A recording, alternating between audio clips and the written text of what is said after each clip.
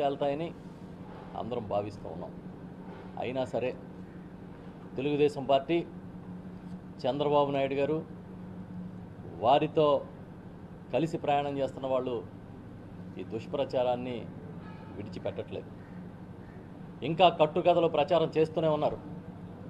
ఎంత దుర్మార్గమైన అబద్ధాలు ప్రచారం చేస్తున్నారంటే జగన్మోహన్ రెడ్డి గారిని కించపరుస్తున్నాము, జగన్మోహన్ రెడ్డి గారిని తగ్గిస్తున్నాము అనుకుంటూ ఈ రాష్ట్రంలో కాదు దేశంలోని అదే ప్రపంచవ్యాప్తంగా పవిత్రంగా కొలిచే వెంకటేశ్వర స్వామి ఖ్యాతిని విశిష్టతని తగ్గిస్తున్నామని ఆలోచన వాళ్ళకి ఎందుకు లేదో అర్థం కావడం లేదు. ఇంకా కట్టుకథలు ఎంతకాలం మీరు ప్రచారం చేస్తారని అడుగుతున్నాను.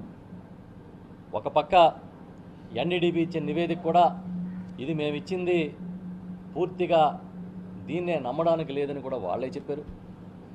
మదురై కోర్టు ఈ మధ్యనే ఒక తీర్పు